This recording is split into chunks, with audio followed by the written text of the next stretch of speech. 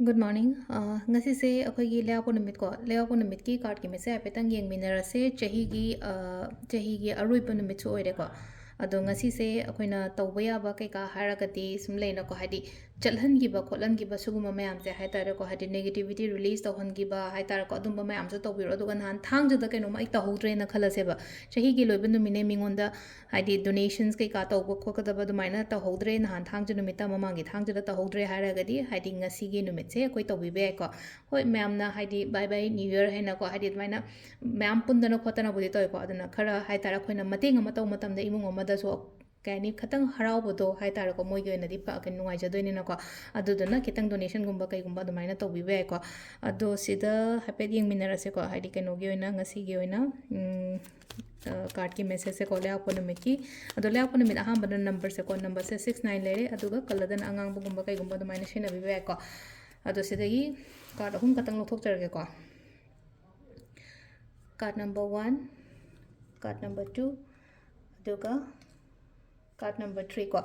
अहम अनी सुबह अहुम सुबह से लेरे को अखोना केनो तोगदब से हादी खनगदब से को अदो साइगे केनो हंग पैम यावे एने सुम सेंगाव थमो हाबा से तांगमा द को तांगमा द सेंगाव थमो हाबा से युम मांगे नत्र केनो तो केसु काइदे को युम सेंगा कांदा दुमाइना फजन तौबिरो को दुम पोत लांगा को दुम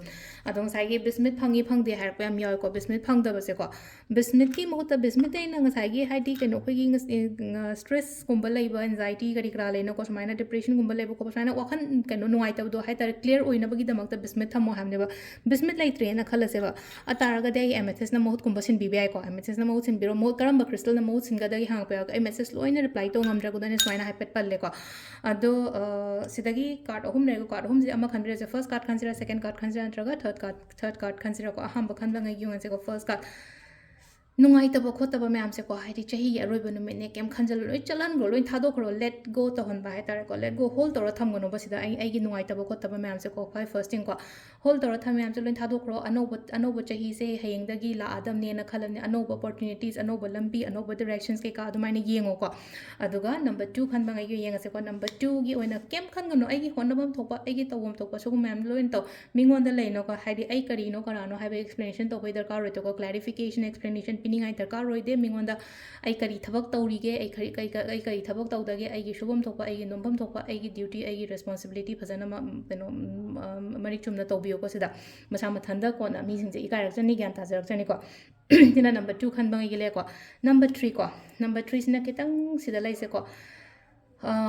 तो ओसिरा नत्रगा चलसिरा खोलसिरा काना दुमाइना खनबे याय को खन दाइना हाइट दुमाइना खलगा दुमाइना चप्पे यादे होना बिगदमने ट्राई तौबिगो सिरा लेनो को गिव अप तौबे यादे खोते हाइना हाय को सिदा अदुगा टाइमिंग्स ने की पुंग 9 गा मिनिट 19 दगी ना मापन केनो अखोगी 9 गा मिनिट 19 दैना पुंग 12 गा मिनिट 39 फोंग लेरे को अमागा मिनिट यांखै तैना अहुम अमागा मिनिट यांखै तरे तगिना अहुम गा मिनिट 13 फोंग लेरे अदुगा नुंदांगिना 3 गा मिनिट 13 तैना 3 गा मिनिट यांखै तरे फोंग लेरे को